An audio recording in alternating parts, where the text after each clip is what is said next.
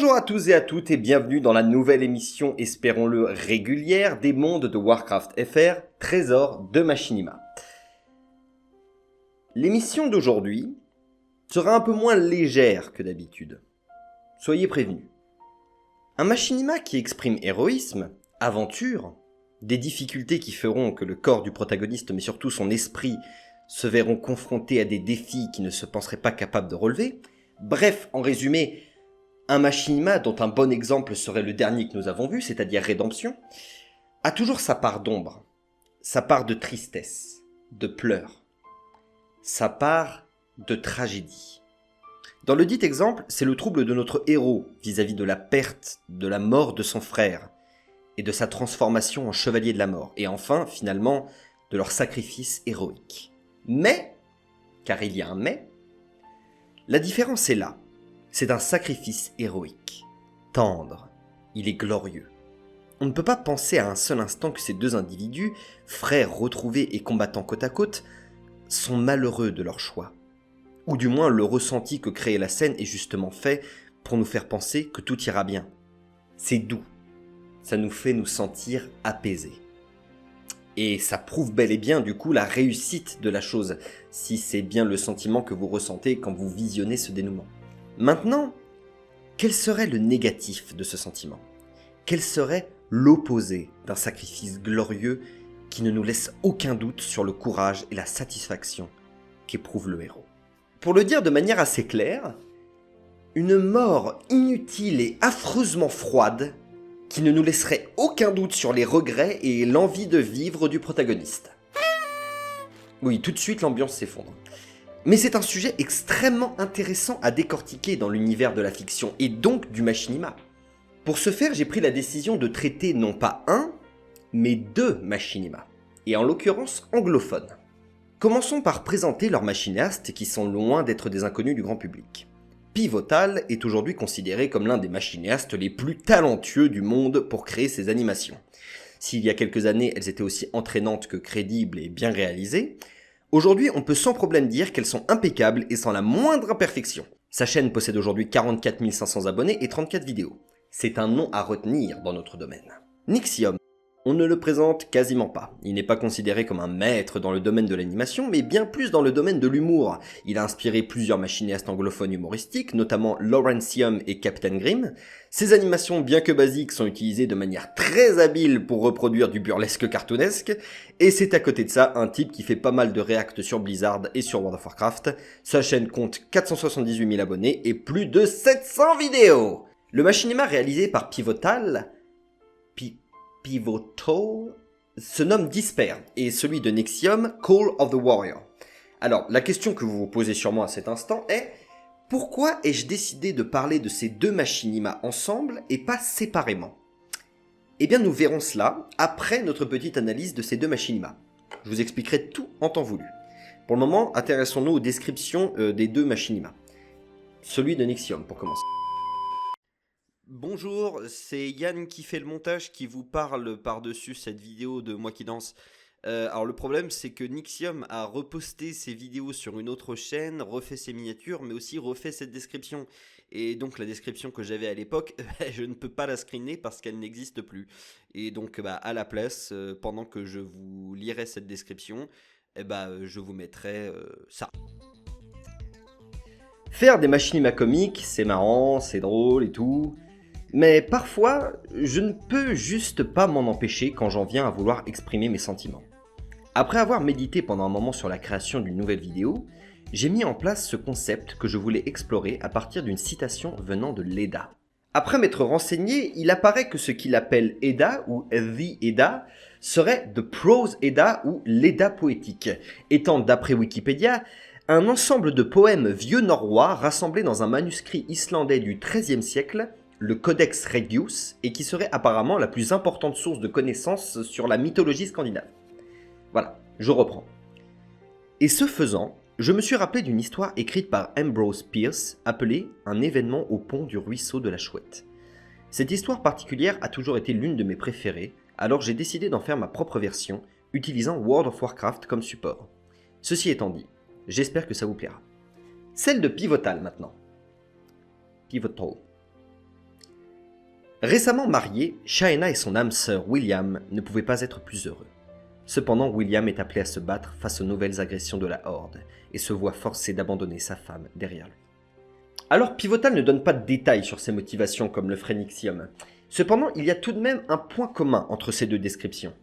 Bien que Nixium l'explique extradiégétiquement, c'est-à-dire en dehors de la fiction, et que Pivotal l'explique intradiégétiquement, donc en narrant directement le récit, la motivation des deux, ici, est de raconter une histoire qui leur tient à cœur.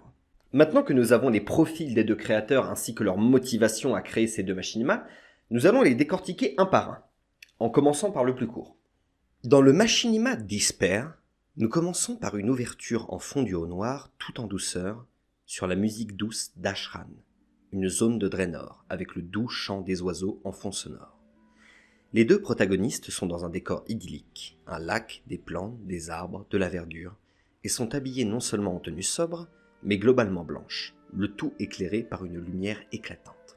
Bref, le machinima est très clair dans ses intentions dans cette scène, nous faire comprendre que tout va merveilleusement bien. Le protagoniste masculin demande à la jeune femme de l'épouser en se mettant à genoux et en lui proposant une bague. Elle accepte, se jette dans ses bras et les cloches sonnent. On va y revenir à ces cloches, regardez-moi bien, on va y revenir.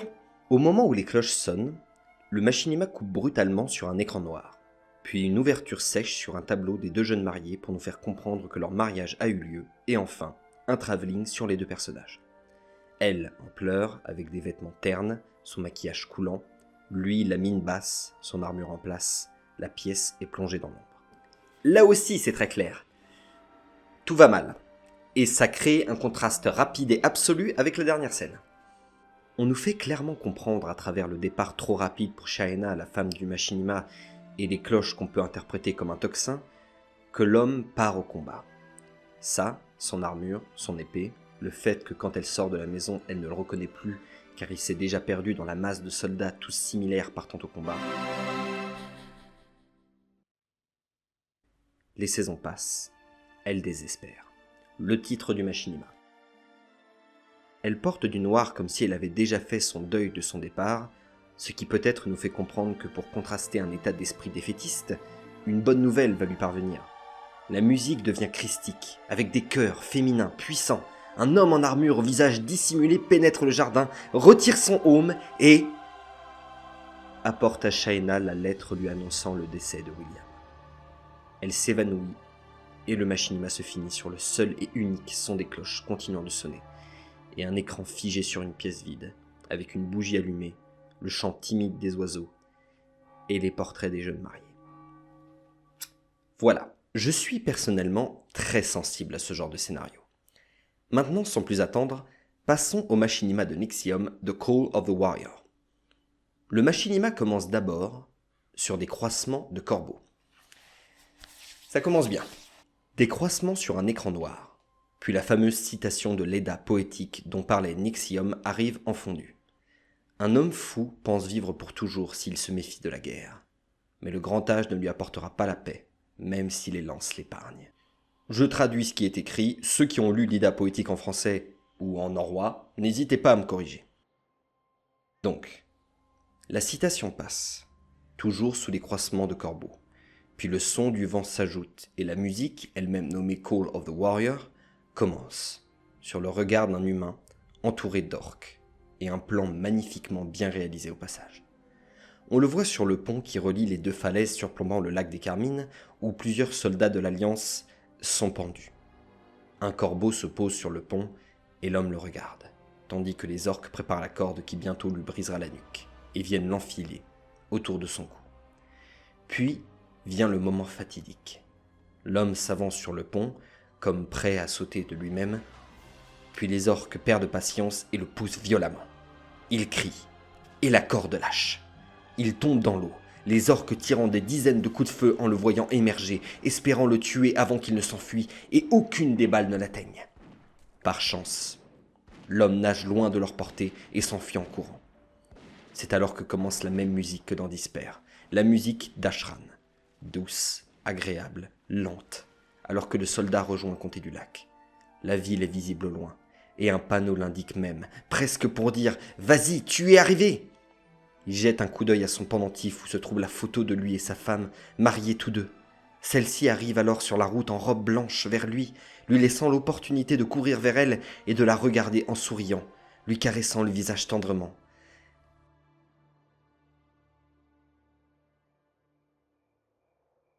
Et la corde lui brise finalement la nuque.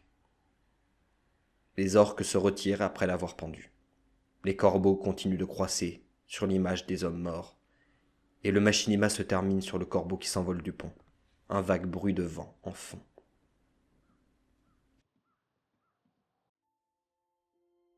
Pour ceux qui ne l'auraient pas forcément perçu, évidemment, la corde n'a jamais lâché. L'homme n'a jamais réussi à s'enfuir. Il se projetait sans doute sur le regret qu'il avait de ne jamais avoir eu l'occasion de revoir sa femme une dernière fois, dans ces derniers instants. Voire pire, il se projetait peut-être même sur la façon dont il aurait pu tenter de s'enfuir et qu'il avait donc peut-être de l'espoir. Un espoir qui, de toute façon, nous est démontré par la fin du machinima comme étant totalement impossible. On va d'abord briser la glace en disant ce qui est évident tout de suite, de manière très grossière. Ce machinima me brise le cœur, crée un énorme vide et n'inspire en aucun cas une forme d'espoir ou de satisfaction chez le spectateur. Maintenant, il y a sûrement certaines choses qui vous ont fait tiquer, et elles sont principalement les raisons pour lesquelles j'ai choisi de traiter ces deux machinimas ensemble. Les incroyables et nombreux points communs. Les deux œuvres possèdent toutes les deux la même musique. Pas au même moment, et d'ailleurs le machinima de Nixium compte deux musiques, mais la même musique revient une fois dans ces deux machinimas. Les protagonistes principaux se ressemblent comme deux gouttes d'eau. L'un possède des cheveux courts, noirs, des yeux bleus, une barbe complète et une armure de hurlevent. L'autre des cheveux courts, noirs, des yeux bleus, une barbe presque complète et une armure de hurlevent. Les deux femmes se ressemblent énormément aussi. Elles ont toutes deux des cheveux rouges sombres dans la deuxième partie des deux machinimas. Elles sont toutes les deux vues en robe de mariée et toutes les deux sur des photos ou portraits. Les deux machinimas sont muets, ne laissent aucune parole sortir de la bouche des protagonistes. Toute l'expression des sentiments passe par les yeux et les mouvements. Disper commence sur un fondu au noir avec des chants d'oiseaux en fond. Call of the Warrior commence avec des croissements de corbeaux en fond. Disper finit sur un écran figé et les bruits du tocsin qui incarne le son de la mort du protagoniste, sans musique. Même chose pour Call of the Warrior et ses croissements de corbeaux encore. La description de Pivotal parle de combat contre la Horde, donc très probablement contre des orques. Le machinima de Nixium nous montre des orques comme antagonistes. Quand Shaena est persuadée de retrouver William, son mari, quand le soldat passe son portillon, il y a une montée d'espoir dans le visuel comme dans la musique, brusquement coupée par une vérité atroce. Et il en va de même pour le machinima de Nixium, quand on est persuadé que le protagoniste a retrouvé sa femme, souriant, heureux, sur exactement la même montée pleine d'espoir, vu qu'il s'agit de la même musique. Alors, je vais mettre les choses au clair, je ne pense pas un seul instant que Pivotal ait simplement copié le machinima de Nixium. En effet, tandis que le machinima de Nixium est sorti en février 2015, celui de Pivotal est sorti en août 2016, il y a donc plus d'un an entre les deux machinimas. Mais déjà, de toute façon, ça ne m'intéresse pas du tout de savoir s'il y a des copier-coller dans le monde du machinima. Et si c'est le cas, je me contente simplement d'ignorer la copie, ou en tout cas, je suis pas là pour parler de ça. Et ensuite, vu qu'en réalité, le machinima de Pivotal est la suite d'un machinima où la femme pleure sur la tombe de son mari, et qu'il est le machinima qui précède encore un autre où on le voit se battre, donc qui fait partie d'une suite, il est clair que Pivotal voulait créer son propre concept, son propre sujet, qui lui tenait à cœur. Bref, on ne parlera pas de plagiat ici. Mais alors, dans ce cas, pourquoi avoir parlé de ces deux machinimas ? Eh bien, je considère que ces deux machinimas forment un formidable couple. Je dirais même les deux faces d'une même pièce. Pour qu'on considère ça comme deux faces d'une même pièce, il faut que les deux machinimas puissent se compléter, donc être ultra similaires, mais aussi être totalement opposés, donc complémentaires. Et vient alors la question, où est l'opposition ? Nous avons ici affaire au traitement du destin tragique d'une vie brisée par un décès prématuré, froid et injuste. Une vie de civil. Et ça, c'est assez rare pour le souligner. Les machinimas traitent sans arrêt de grands héros, de combattants glorieux, acclamés ou suivis par de nombreux soldats. Même dans Rédemption, le héros faisait partie d'une grande guilde qui accomplissait des actes courageux. Les machinimas traitent trop rarement des petites gens, de ces fameux fantassins basiques qui ne sont que des pions pour nos personnages et pour nous-mêmes la plupart du temps, ce qu'on appelle éventuellement les figurants, les arrière-plans. Et ici, c'est une souffrance très réalistes, très semblables à celles qu'on pourrait trouver dans la vie réelle, de la part de gens égaux à vous, à moi. Et donc, pour en revenir à la question, où se trouve l'opposition ? Call of the Warrior nous fait pénétrer la psyché des derniers instants que vit l'esprit d'un homme, dont les pensées vont vers sa femme. Despair nous fait vivre les derniers instants de l'esprit d'une femme, dont les pensées vont vers son homme. Ils sont si similaires et en même temps si différents. Ils ont tous les points communs d'une seule et même histoire qui se recoupe pour nous offrir cette amertume puissante qui nous brise le cœur. Et il laisse un sentiment de vide. La mort, banale, triste, injuste. C'est comme si, considérant un peu trop souvent que ce genre de personnage est inintéressant dans les fictions et dans les machinimas, ces deux histoires complémentaires nous frappaient de leur intensité, pour nous rappeler que toute mort peut être tragique et importante, même la mort d'un simple soldat. Merci à tous d'avoir regardé ce trésor de Machinima, j'espère qu'il vous a plu et je vous donne rendez-vous pour le prochain trésor de Machinima et la découverte d'un autre Machinima.